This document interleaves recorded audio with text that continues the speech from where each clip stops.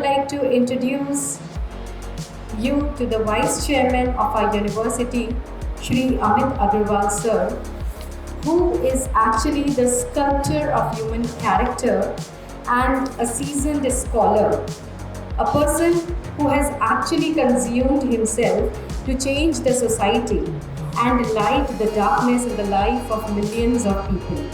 A man with distinct vision and a fountainhead of illuminating ideas.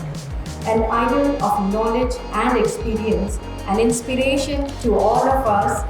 So, I would request you all to please give a huge round of applause, and I would like to invite Shri Amit Agarwal sir to address the gathering. Thank you so much, sir.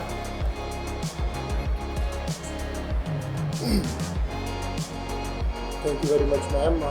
हम लोग बहुत ज़्यादा ही exaggeration हो गया, but I am thankful for the opportunities.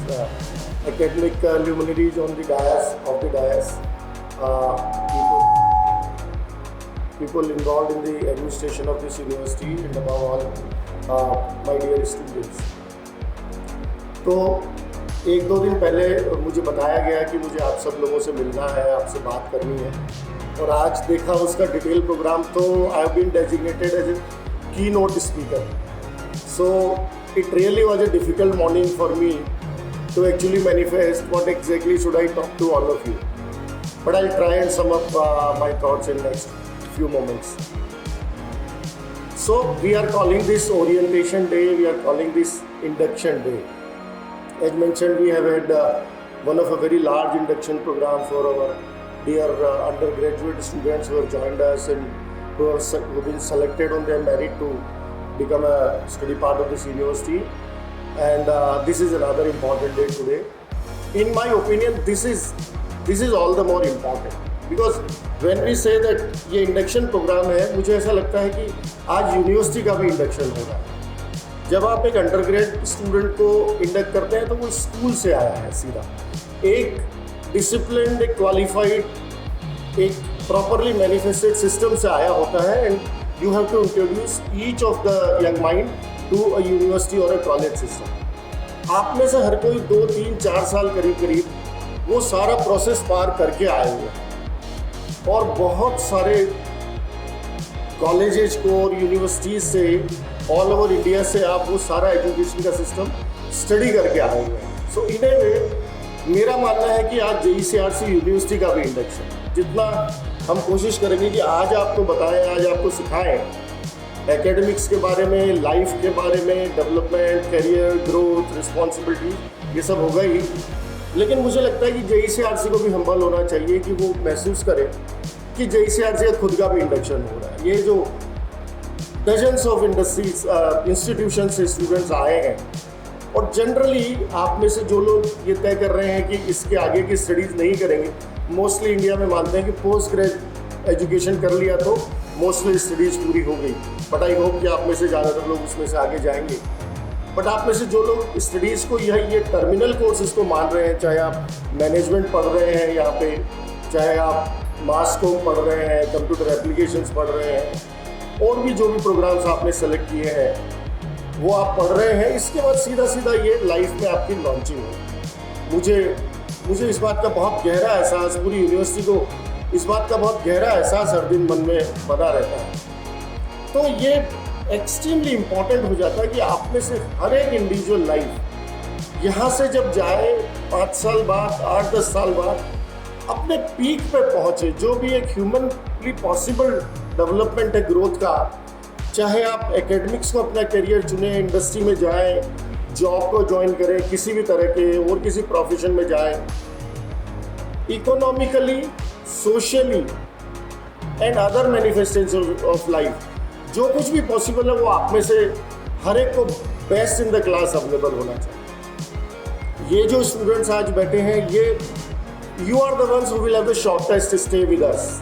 मैंने देखा कि 2 साल से ज़्यादा का स्टे आप लोगों का यूनिवर्सिटी में नहीं है, चाहे वो ये यूनिवर्सिटी होगी, चाहे वो कोई भी और दुनिया भर की यूनिवर्सिटी होगी. पोस्ट ग्रेजुएशन प्रोग्राम इंडिया में 2 साल के करीब डिज़ाइन किए गए हैं. कुछ कंट्रीज में 1 साल के भी हैं, कुछ में 2 साल से थोड़े ज़्यादा के भी हैं. लेकिन जब आप सीधा यहाँ से लाइफ में जाएंगे तो आपको एकेडमिक गाइडेंस हम लोग यहाँ पे करेंगे 2 साल के आपके स्टे में। मैं आपसे बात सिर्फ ये करना चाहता हूँ कि ये यूनिवर्सिटी जो कुछ भी आपको नहीं दे सकेगी, और बहुत सारी बातें हैं जो आपको खुद को पिकअप करनी पड़ेगी, वो बात नहीं रह जाएगी यूनिवर्सिटी से नहीं कुछ हुआ, कम हुआ, ज़्यादा हुआ तो आपके ग्रोथ पे इम्पैक्ट आ जाए, वो पॉसिबल नहीं है। Because society as a whole, country as a whole, India as a nation can not really afford एक भी लाइफ हमारी सुपर सक्सेसफुल ना हो। बिकॉज अगर आप अपने डेस्टिनी पे नहीं पहुंचते हैं, डिजायर्ड लेवल्स पे नहीं पहुंचते हैं, तो वो कंट्री के भी जो आपका कंट्रीब्यूशन है आपको यहाँ तक लाने में, उसकी फेलियर हो जाती है। वो एक यूनिवर्सिटी की फेलियर हो जाएगी, एक फैमिली के लिए फेलियर हो जाएगी, डिजास्टर हो जाएगा, आपके इंडिविजुअल लाइफ के लिए तो डिजास्टर हो ही हो जाएगा। सो मेरा सजेशन भी है, आपसे अपील भी है कि जिस भी स्टेट ऑफ माइंड में आज आप इस यूनिवर्सिटी में आए हैं, जनरल स्टेट में आए हैं, कंफ्यूज स्टेट में आए हैं, मीडियोकर स्टेट में आए हैं, एक्स्ट्राऑर्डिनरीली एक्साइटेड स्टेट में आए हैं, जिस भी स्टेट ऑफ माइंड में आप आए उससे 4-5 नोच कम से कम आपका मेंटल स्टेटस आज से ऊपर जाए। कम से कम आप अगर कंफ्यूज हैं तो थोड़ा सा स्ट्रेटन हो जाए, क्लियर कर लें कि क्या करना है। आप अगर मीडियोकर लेवल पे हैं कि मैं जहाँ से आया हूँ, जहाँ मुझे वापस जाना है, वहाँ वर्ल्ड क्लास नहीं है चीज़ें, तो ये सब मानना थोड़ा सा मुश्किल है। ये तो एक कंफर्ट है जो हम इंडिविजुअली ड्राइव कर सकते हैं अपने कंफर्ट जोन में जाने के लिए।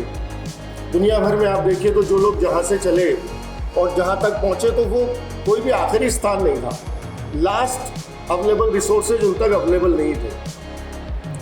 तो अगर आप में से एक भी स्टूडेंट यहाँ से जो कि एक कंट्री का नागरिक बनेगा, एक हस्बैंड बनेगा, एक फादर बनेगा, आप ब्यूटीफुली सन्स और डॉटर्स तो आप लोग हैं ही हैं, I would like to believe, but वो कंट्री का भी रिसोर्स वेस्ट हो जाएगा अगर आपने अपने पोटेंशियल को 100% अनलॉक नहीं किया, despite whatever that you think is not given to you. Because post graduate studies में मेरा मानना है कि ये गिवन नहीं होगा बिल्कुल भी, ये आपको लेना पड़ेगा, आपको एब्जॉर्ब करना पड़ेगा, आपको पिकअप करना पड़ेगा और आपको इंश्योर करना पड़ेगा कि आपके टोटल पोटेंशियल को आप अनलॉक। और एकेडमिक डिलीवरीज यहाँ पे जो भी होंगी उसके अलावा जितना भी सोच समझ का आपका दायरा यहाँ से बनेगा, मैं समझता हूँ हमारे लिए सक्सेस और फेलियर सीधी सीधी वो होगी।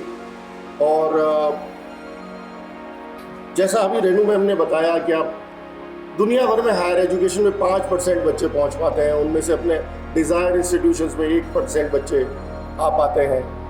तो और ख़ासतौर से जो बच्चे अपना शहर छोड़ के आए हैं, अपना घर बार छोड़ के आए हैं, आप ये समझ लीजिए कि इस बात को केवल इस पॉइंट पे आपकी ग्रोथ को छोड़ नहीं सकते कि यूनिवर्सिटी ने कितना काम किया। आप सोचिए कि आपके पेरेंट्स ने कितना बड़ा डिसीजन लिया, आपने डिसीजन लिया, घर बार छोड़ के आए, अपना शहर छोड़ के आए, या जो लोग जयपुर में भी हैं उन्होंने इस यूनिवर्सिटी को चुना है, तो कितना बड़ा डिसीजन है ये कि एक एकेडमिक डेस्टिनेशन चुनना कितना बड़ा डिसीजन है। मेरे 2 किड्स मानसी, धीमन तो भी यहाँ बैठे हैं। मैं जब एज पेरेंट, हम पूरी फैमिली एज पेरेंट इनके लिए इंस्टीट्यूशंस सर्च कर रहे थे और इनके एडमिशन वगैरह के सारे प्रोसेसेस चल रहे थे, तो मैं एग्जैक्टली उस स्टेट ऑफ माइंड को फील कर रहा था। और मुझे 4-5 साल पहले ध्यान में आ रहा था कि JEE में जो हज़ारों स्टूडेंट्स आते हैं उनके पेरेंट्स कितना बड़ा डिसीजन लेते हैं कि JEE के हाथ में अपने परिवार के फ्यूचर को सौंपें। तो विवेक सर, ये जिम्मेदारी आज हमारी भी है कि इन बच्चों का सोच समझ हम कम से कम 3 नोच, 4 नोच, 5 नोच ऊपर करें। दीपक जी, रेनू मैम, आप इनका एकेडमिक गाइडेंस तो करेंगे, सिस्टम्स बताइए इनको, जो इंटर्नशिप अपॉर्चुनिटीज़ हैं और हैं वो सब सारा अच्छा है, लेकिन इसके साथ साथ इनका कॉन्फिडेंस लेवल बढ़ जाना चाहिए एकदम। इनको मतलब मैं रिपीट करूँगा कि गिवन वाली सिचुएशन नहीं है, पिकअप वाली सिचुएशन में आपको आना पड़ेगा। बिकॉज आप लोग पोस्ट ग्रेड स्टडीज़ के लिए यहाँ पे आए हैं। और मैं बार बार कहता हूँ, मेरी फेवरेट लाइन भी है ये कि it is not your privilege to grow but it is your duty to grow. अगर आप अपने ट्रू पोटेंशियल तक ग्रो नहीं करेंगे तो you will not be really able to give back to the society what you are currently absorbing from the society. आप सोच के देखिएगा तो इकोनॉमी से आप right at this moment also you are drawing something. अगर ये पंखा चल रहा है, एसी चल रहा है, ये इससे आवाज़ आ रही है, तो इसमें समाज का कंट्रीब्यूशन है कि हम और आप बात कर सकते हैं। सो इस मोमेंट में भी the society is actually investing into each one of you. So it is our individual responsibility to give back, and we can only give back only हमारा डेट जब उतरेगा, जब हम जिस भी कैपेसिटी में होंगे। It is not financial only, but आप थॉट के लेवल पे भी you can give back, spiritually, even politically, academically, financially, of course that is the last. But अक्सर हम कंफ्यूज करते हैं कि आप फाइनेंशियली वेल ऑफ नहीं है तो फिर आप वेल ऑफ भी नहीं है। जो कुछ भी मैंने कहा कि आप ग्रो करेंगे, इसका मतलब कि फाइनेंशियल ग्रोथ नहीं है, आपका थिंकिंग का ग्रोथ हुआ कि नहीं, आपकी approach to the issues JEC से जुड़ने के बाद चेंज हुई कि नहीं हुई, उसमें क्लास आई कि नहीं आई। एक बात आती है वर्ल्ड क्लास की, अक्सर हम लोग बात करते हैं, विच इज एक्स्ट्राऑर्डिनरीली इंस्पिरेशनल, कि हम पूरे दुनिया के साथ अपने आप को इक्वेट करें, बड़ी अच्छी बात है। बट उससे पहले हम थोड़े नेशनल एम्बिशंस पे भी जाएं, नेशनल एम्बिशंस के साथ अपने आप को जोड़ें कि बेस्ट इन क्लास इंस्टीट्यूशंस में या स्टूडेंट्स के ग्रुप में किसी भी गिवन इशू पे हमारा अप्रोच क्या होगा, सोशल इश्यूज पे हमारा अप्रोच क्या होगा। तो खासतौर से अगर उन चीज़ों में भी अगर आपका कंट्रीब्यूशन आना शुरू होगा, विच आई एम वेरी श्योर यहाँ के लीडरशिप आपको डिफरेंट जैसा बताया क्लब्स के थ्रू और इनिशिएटिव्स के थ्रू, सोशल इंगेजमेंट्स के थ्रू, उस तरह के चीज़ों में आपको चैनलाइज करेंगे कि फनल सिस्टम पूरा है यहाँ पे। तो आई एम वेरी श्योर आप सब लोग इसको पिकअप कर पाएंगे और आप में से हर एक जो है अपने ट्रू पोटेंशियल में, इफ़ नॉट 2 years हैंस, 5 साल 10 साल में अपने ट्रू पोटेंशियल पे पहुंच सकेगा। ऐसी शुभकामनाएं मैं आज सबको इस मौके पे देता हूं, and I wish you all the very best.